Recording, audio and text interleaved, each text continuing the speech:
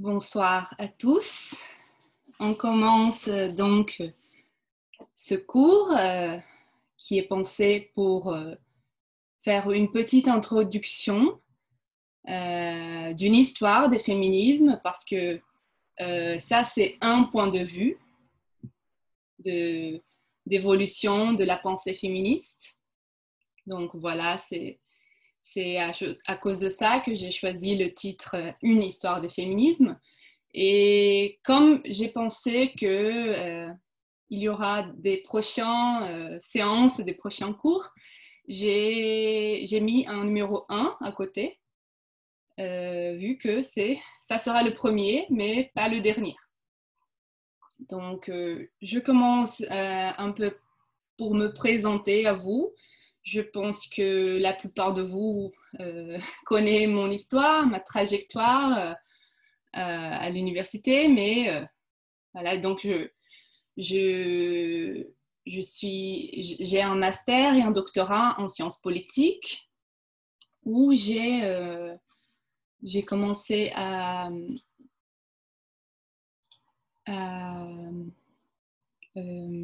étudier le... Je suis désolée, c'est quelqu'un qui demande de rentrer à la salle. Voilà, c'est bien.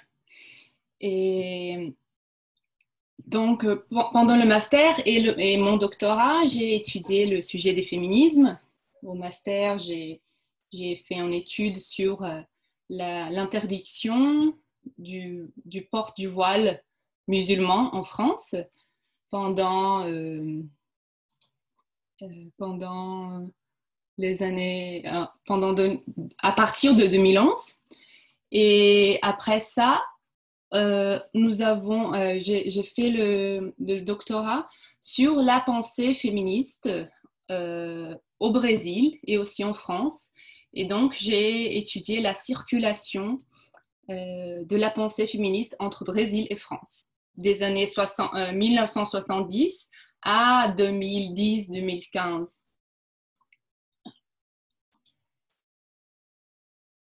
Et bon, donc, après tout cela, après avoir mon titre de docteur, j'ai commencé à enseigner à l'université UNILA à Foz do Iguaçu.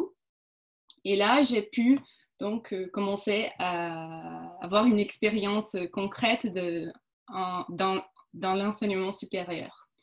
Et bonsoir, Leonardo.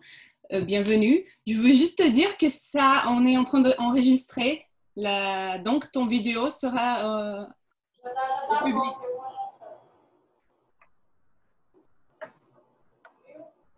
Je vais... Attends.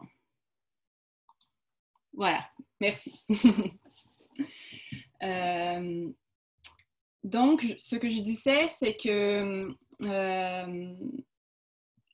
à partir... après avoir mon doctorat, j'ai commencé à enseigner à UNILA. Et là, j'ai pu avoir une expérience plus concrète avec le sujet des féminismes. Et c'était les sujets que j'enseignais là-bas. Et bon, moi, je suis aussi une enseignante de français. Il y a beaucoup des élèves de français qui sont ici. Merci d'avoir venu. Je suis très contente que vous étiez là. Donc, j'ai eu cette idée d'offrir un cours en français sur le féminisme comme une façon d'être en contact avec la langue et aussi de discuter un sujet qui, bon, à moi, ça intéresse et c'est un sujet un thème qui gagne plus d'attention dans les dernières années.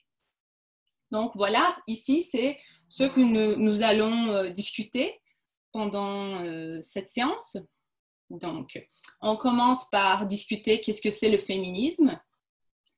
Ensuite, on passe au siècle des Lumières et la prise de conscience féministe, que c'est quand on peut dire que ça commence, on peut identifier une pensée féministe à partir de ce moment-là. après, je vous présente l'histoire de Mary Wollstonecraft. C'est une Britannique. Et ensuite, Olympe de Gouges, qui recevra plus d'attention dans ce cours, et son rôle dans la Révolution française. Et à la suite, finalement, on discute quelques défis du XXe siècle, mais on ne s'arrête pas là. Donc, voilà, c'est quoi le féminisme? Le féminisme, c'est...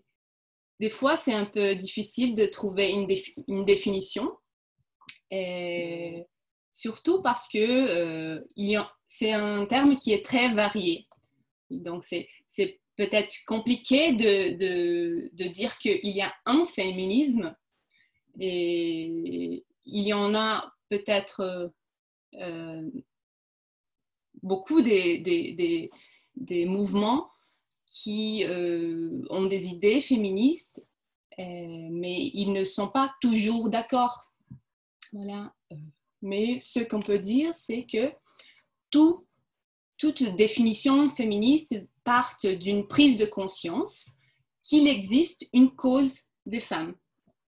Alors, ici, dans cette illustration, elle vient d'une bande dessinée, d'une édition c'est les petites et grandes histoires du féminisme en bande dessinée du Le Monde. C'est en bas le site et vous pouvez accéder à la fin. Je vous passe les adresses si vous voulez. Donc ici, ça montre qu'il y a des différents aspects pour chaque pensée féministe. Il y en a une grande diversité.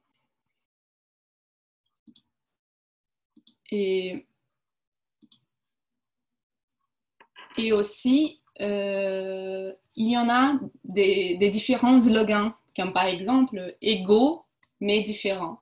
Ça veut dire que, bon, il y en a une diversité énorme de points de vue féministes.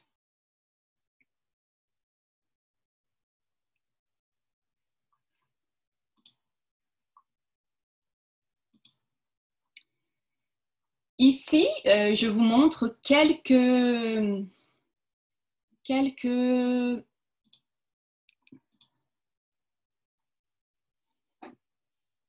courants féministes qu'on peut entendre parler, comme le féminisme radical, les mouvements de femmes noires, le féminisme communautaire d'Amérique latine, des femmes natives d'Amérique latine, le féminisme matérialiste, qui a une grande influence du marxisme, le féminisme islamique, le féminisme libéral, le féminisme universaliste,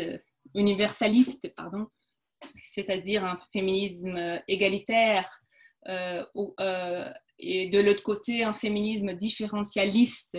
Ça, c'était les deux courants les plus forts en France pendant beaucoup des années. Et c'était des courants qui avaient beaucoup de divergences. Et on peut dire le féminisme ou les mouvements LGBTQ+, le féminisme d'État, les féminismes du Sud global. Donc, voilà, il y en a une dizaine, peut-être une centaine de différents mouvements féministes. Et ce qu'on peut penser, c'est qu'il y a une cause commune. Et qu'est-ce que c'est cette cause commune? C'est qu'il existe une dévalorisation sociale, politique, économique et symbolique des femmes. Ça, c'est un constat. Mais c'est à cause de c'est sur cette cause et sur les moyens de lutter contre qu'il y a des divergences. Voilà, des différents points de vue.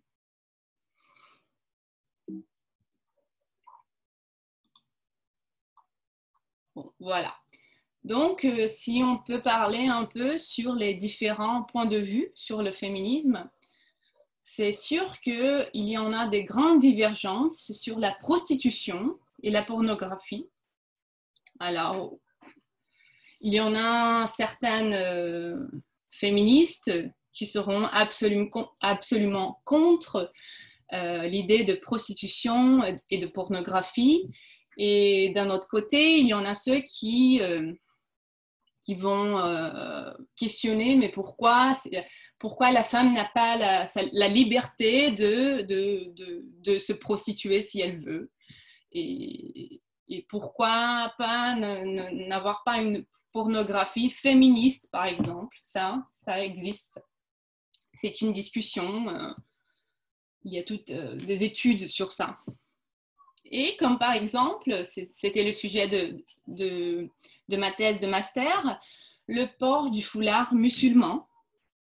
Il y en a beaucoup des discussions autour de cela.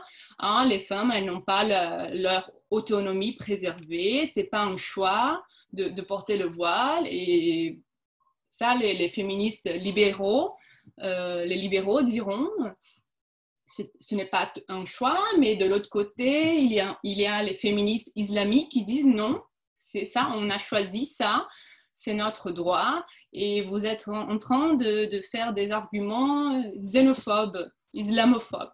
Voilà, donc il y en a beaucoup de discussions à propos de différents sujets sur le féminisme. Il y en a beaucoup de désaccords, des divergences. Et donc, c'est à cause de ça qu'on peut dire qu'il n'y a pas un féminisme, mais c'est un ensemble des féminismes.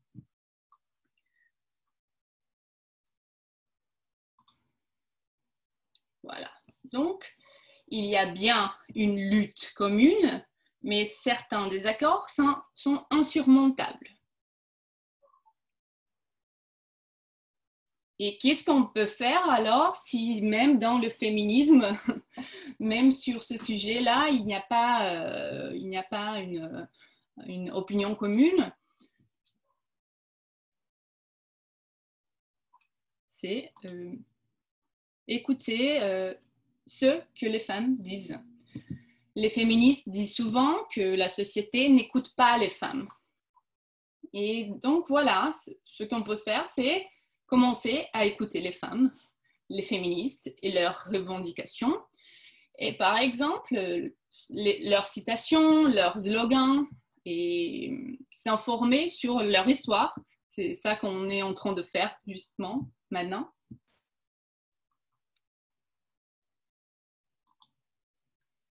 Donc, ici, je vous montre, je vous présente quelques slogans de l'époque des années 68, mai 68, quand en France, les discussions féministes portant sur le corps, sur le droit à son propre corps, commencent à se faire plus présentes dans les manifestations. Cette première image à gauche en blanc. Cette image-là, la Française veut voter. Donc, les Françaises se sont mobilisées pendant plusieurs années pour avoir le droit au vote. Et elles sont, parmi les Européennes, elles sont les dernières à pouvoir voter. Et donc, des autres slogans très présents en France, c'est la parité avec les hommes et la liberté pour chacune. Voilà. Donc, ici, je ne pourrais pas laisser de mentionner Simone de Beauvoir, elle qui dit on ne naît pas femme, on le devient. Voilà. Donc, son œuvre, Le deuxième sexe, publiée en 1949, il va avoir un impact énorme sur les idées de la libération de la femme. Et Simone, elle sera très présente dans le mouvement Libération de femmes, qui voit le jour à partir des années 60, 70 en France. Et cette cette femme, elle est un peu moins connue. Elle s'appelle Sojourner Truth. Et en 1851, elle a fait un discours dans une conférence où elle demandait pourquoi est-ce qu'elle ne serait pas une femme comme les autres, c'est-à-dire autant que femme noire aux États-Unis. Pourquoi elle n'aurait pas les mêmes droits et elle ne méritait pas la même attention et les soins que les autres femmes.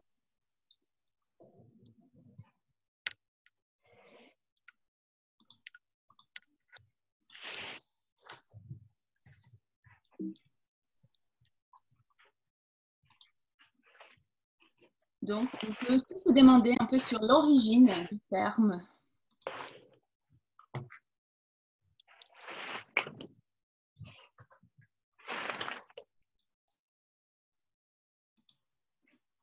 Je suis désolée, il y avait quelqu'un avec le microphone ouvert, je lui ai fermé. On peut se demander un peu sur l'origine du mot féminisme, parce que même si on fait des références à partir des femmes féministes au 1500, le 16e siècle, le 17e siècle, ce n'est que à partir du 19e siècle que ce mot féminisme commence à être utilisé.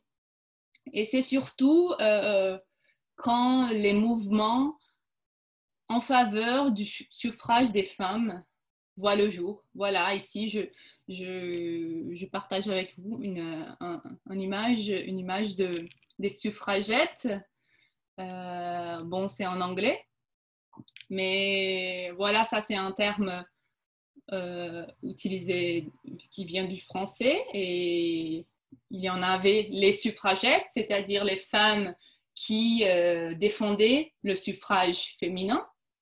Et c'était une longue lutte pour les femmes d'avoir ce droit. Voilà.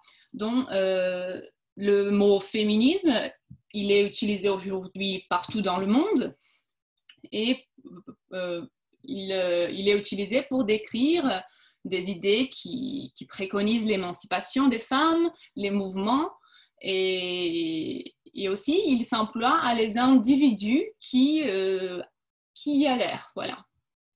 Donc, le féminisme, il a une caractéristique différent des autres courants de pensée, parce qu'il n'est pas seulement un courant de pensée académique, théorique, mais aussi un mouvement social.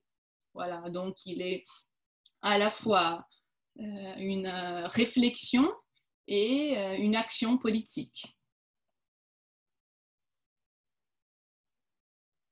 Et c'est surtout dans le discours politique français du 19e siècle qu'on trouvera la discussion sur le mot féminisme.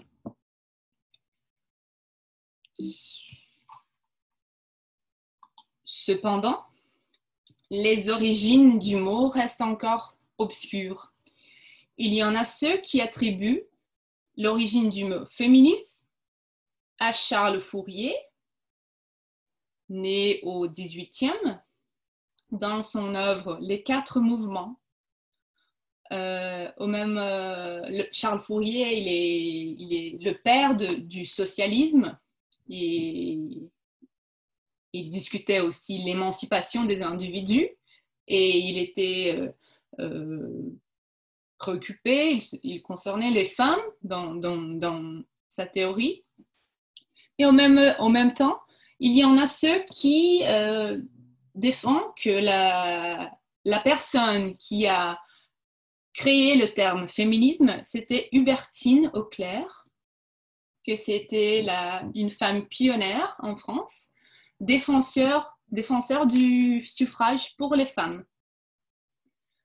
Alors, ce qu'on peut dire, c'est, même si les origines du mot reste encore obscur, c'est à partir de la fin du 19e que le terme féminisme et féministe passe dans l'usage courant en français, c'est-à-dire pas seulement en France, mais aussi en Suisse, en Belgique. Et quelques années plus tard, 2 ans plus tard, il y en a le premier usage documenté du mot traduit en anglais en 1894 dans le Daily News de Londres.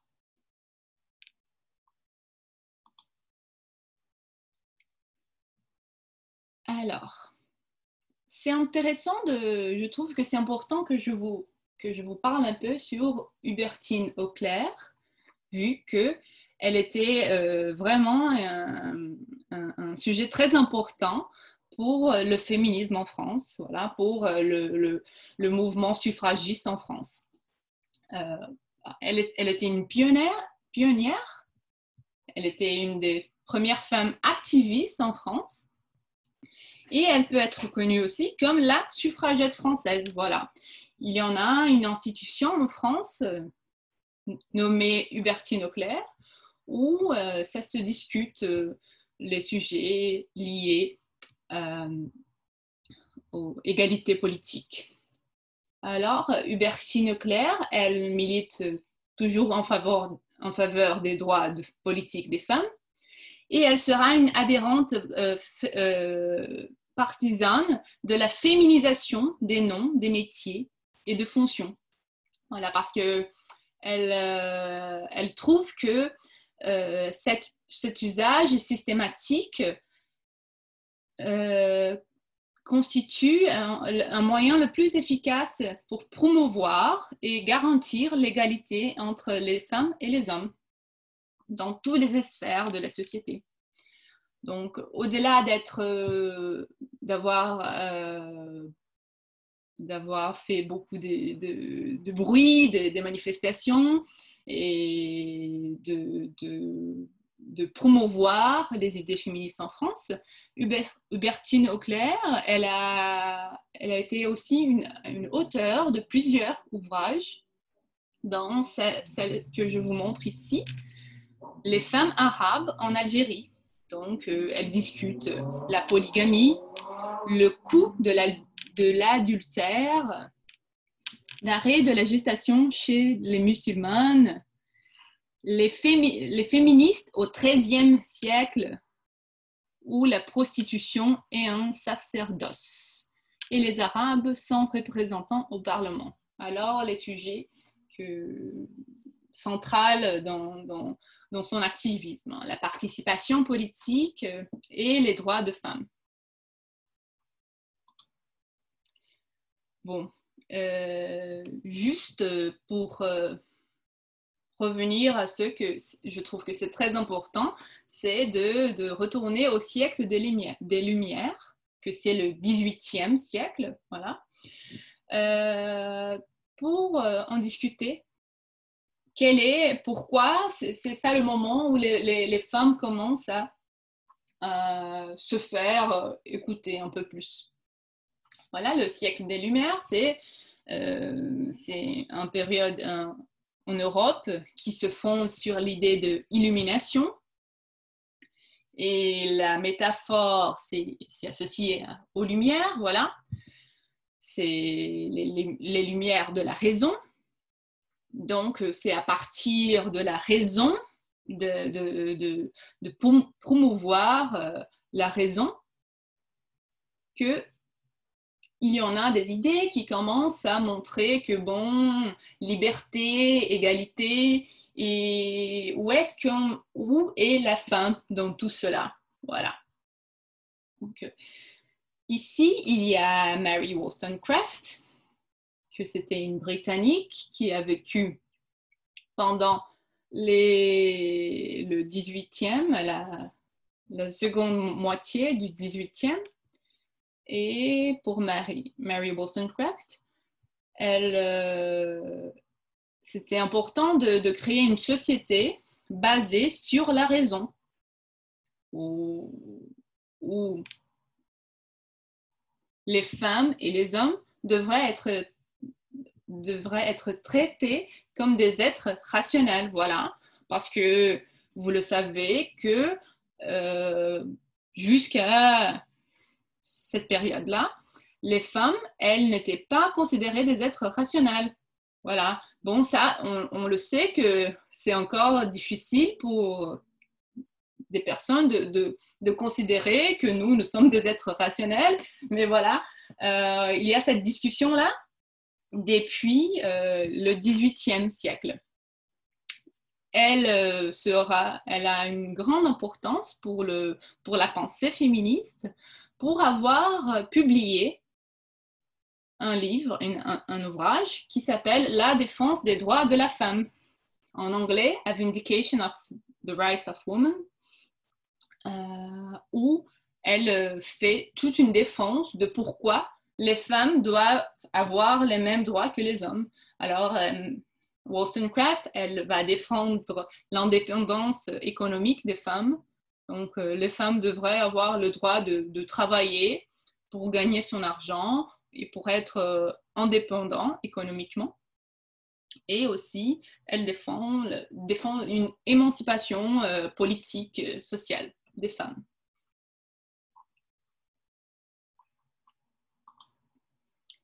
Et on arrive donc à Olympe de Gouges.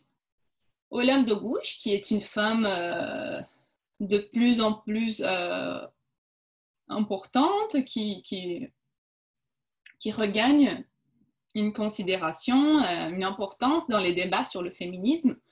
Et elle a eu un rôle très important dans la Révolution française. Donc voilà, elle est née en 1748 à Montauban, c'est la région de l'Occitan en France. Elle était la fille naturelle d'un écrivain aristocrate provincial, c'est-à-dire elle était une fille bâtarde. Elle s'est mariée très jeune et elle devient mère à 17 ans et veuve quelques mois plus tard. Donc, dans ces conditions-là, elle décide de monter à Paris. Et à Paris, elle commence à écrire en autodidacte. Donc, Olympe de Gouges, elle sera célèbre à cause de la Déclaration des droits de la femme et de la citoyenne. C'est-à-dire que, elle avait un œuvre très prolifique et très hétéroclite. C'est-à-dire, elle a écrit un roman autobiographique, elle a écrit des pièces de théâtre, elle a écrit presque une centaine de pamphlets portant sur l'abolition de la traité négrière, sur l'égalité des sexes, des projets de réforme des impôts, des colonies françaises en Afrique, en Asie, aux Caraïbes, et aussi sur le divorce. Voilà, elle écrivait sur tout ça. Et donc, en 1791, elle publie la Déclaration des droits de la femme et de la citoyenne. Et pourquoi ça? Parce qu'elle ne reconnaissait pas une prétention universelle dans la Déclaration de l'homme et du citoyen.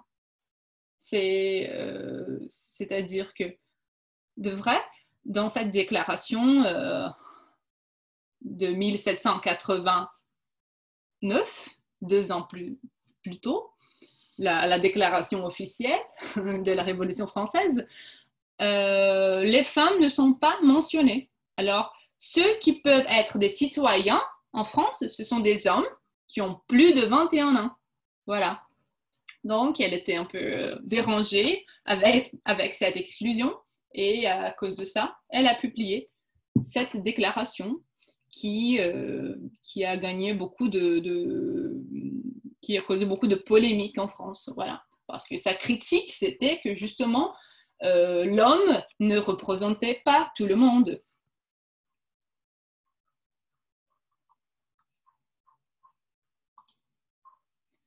Voilà, donc Olympe de Gouges, née Marie Gouze, devient en 1793 la deuxième femme guillotinée de la Révolution.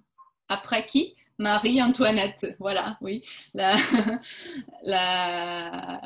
l'intégrante de la noblesse, Marie-Antoinette.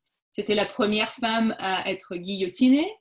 Et ça, c'est pas la vraie Marie-Antoinette, si vous ne savez pas, c'est l'image d'un film. Et donc, elle a été condamnée à cause de son engagement public, fédéraliste et anti-robespierriste. C'est-à-dire qu'elle n'était pas tout à fait d'accord avec Robespierre qui était le leader d'une période de la Révolution connue comme la Terreur. Voilà. Donc, bien qu'elle ait été guillotinée pour des raisons politiques, après sa mort, la dimension politique de son engagement commence à être effacée. Voilà, donc les personnes commencent à dire qu'elle était une mauvaise mère, qu'elle était débauchée, qu'elle était écervelée, c'est-à-dire sans cerveau, voilà. Et elle, en fait, elle commence à avoir elle devient un personnage, voilà, femme-homme, un être effrayant, voilà, qui semble un monstre. Elle est appelée de virago, de femme-homme. Il disait donc, ah non, elle est née avec une imagination exaltée. Elle a commencé à déraisonner. Il disait, ah, la loi a puni cette conspiratrice qui avait voulu être homme d'État, qui avait voulu diviser la France. Elle avait oublié les vertus qui conviennent à son sexe. Elle a abandonné les soins de son ménage. Elle a voulu politiquer. C'est intéressant ça, parce que les femmes, elles peuvent politiquer, hein, elles peuvent pas participer, elles peuvent seulement politiquer d'une façon très péjorative. Et pourtant, elle a commis des crimes. Voilà. Et c'est important de dire aussi que elle était prise par une courtisane. Donc, elle était considérée une courtisane à Paris parce qu'elle avait des amants et elle ne voulait pas se marier avec eux. Voilà, donc sa réputation, c'était de courtisane. Bon, ici, ça m'étonne un peu cette image-là de Olympe de Gouges, parce que tous ceux qui ont dit de Olympe de Gouges, et les références, et l'appeler des viragos, c'est-à-dire une femme avec des caractéristiques très masculines, virago, c'est ça. Donc, c'est intéressant parce que, voilà, si on prend quelques leaders politiques, j'ai pris ici le cas de notre présidente au Brésil. Donc, comment les médias montrent les photos qu'ils choisissent, et donc on voit que c'est toute une manipulation parce que ce n'est pas le moment de justifier cette expression, voilà.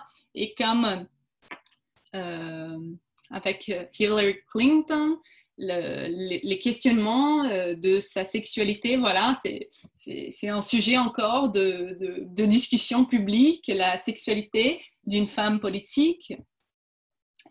Et bon, et c'est toujours de dire qu'elles sont des lesbiennes, voilà, parce que c'est une, il y a il y a toujours des efforts de montrer que ce sont des femmes qui sont très masculinisées. Voilà, c'est à cause de ça qu'elles sont dans la politique, c'est-à-dire que ce n'est pas leur place. Voilà. Elles sont en train de forcer d'être dans un endroit dans lequel elles n'appartiennent pas. Voilà. Et voilà. Et ici, une petite image, un sentiment d'insécurité, dehors du harcèlement, des insultes, des menaces, des agressions. Je ne vois pas, voilà. Pas de sentiment d'insécurité.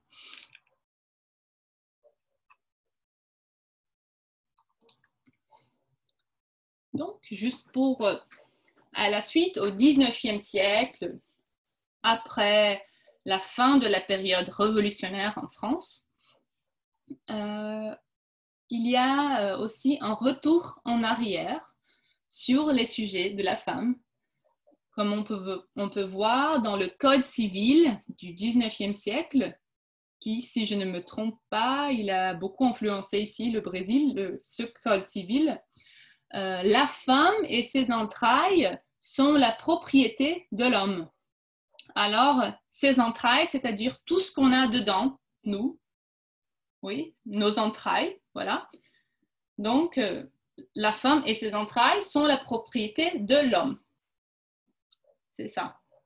Et à partir de ce moment, ça commence à s'affirmer en Europe et en Amérique du Nord, mais on pourrait dire aussi en Amérique du Sud, les sphères séparées, c'est-à-dire il y a une sphère publique, c'est l'espace public, que c'est plutôt masculin, et de l'autre côté, l'espace privé réservé aux femmes.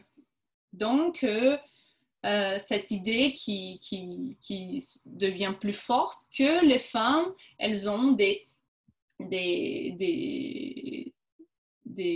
vertus naturelles qui leur mènent à rester à la maison, à garder les enfants, à cuisiner, à laver, à prendre soin de son mari, voilà, et qu'elles donc elles n'ont pas des capacités pour être dans l'espace public.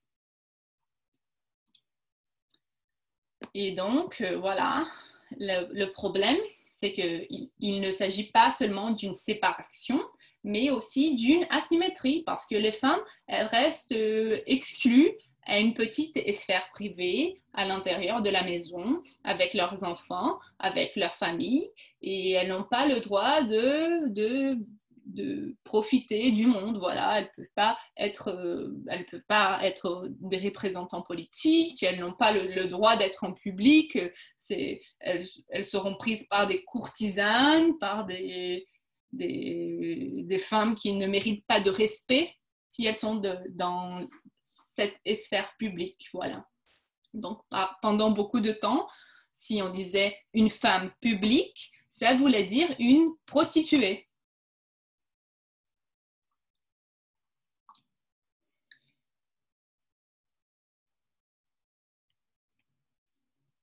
Bon, ici, on arrive à quelques défis qui commencent à être surmontés au XXe siècle. C'est le cas du suffrage des femmes partout dans le monde. C'est à partir du début du XXe siècle. Pardon. Et aussi, c'est une demande pour éliminer cette exclusion de l'espace public. Voilà, donc les mouvements de femmes, les mouvements féministes commencent à se dire que comment est-ce que nous pourrons réduire ces asymétries entre les femmes et les hommes. C'est un premier pas, c'est la participation politique, c'est le droit de voter et aussi le droit d'être élu. Donc, les féministes revendiquent l'accès au suffrage et à la représentation politique pendant le 19e. Ça commence le 19e et c'est une longue marche jusqu'au 20e siècle. Voilà. Et les Françaises, pendant le gouvernement du général de Gaulle, en 1944, sont autorisées à voter.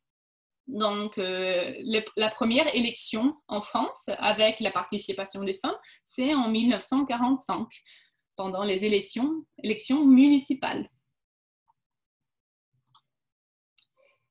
Ici, je vous montre quelques femmes qui qui ont contribué énormément à l'évolution des droits et à l'émancipation des femmes. C'est Simone Weil, c'est Gisèle Halimi, et ici j'essaie de vous montrer un peu la dynamique du mouvement de libération de femmes qui voit le jour à partir des années 70, à partir de mai 68, dans ce contexte-là, des idées qui commencent à questionner un peu le status quo. Voilà, le mouvement de libération des femmes voit le jour. Alors, Simone Weil a été une femme qui a échappé le nazisme en Allemagne. Elle a perdu toute sa famille et elle et sa sœur ont survécu. Donc, elle est venue en France et elle a pu étudier le droit. Elle est devenue avocate et aussi elle a rentré dans la politique. Alors, elle a été députée et aussi ministre de la Santé. En 1974, elle autorise la loi de l'interruption volontaire de grossesse. C'est-à-dire que c'est une loi qui fait la dépénalisation des avortements. Et c'était, bien sûr, elle était une femme très importante pour ce procès-là, mais aussi Gisèle Halimi, que c'est une avocate, et elle a pris un cas spécifique d'une jeune fille qui a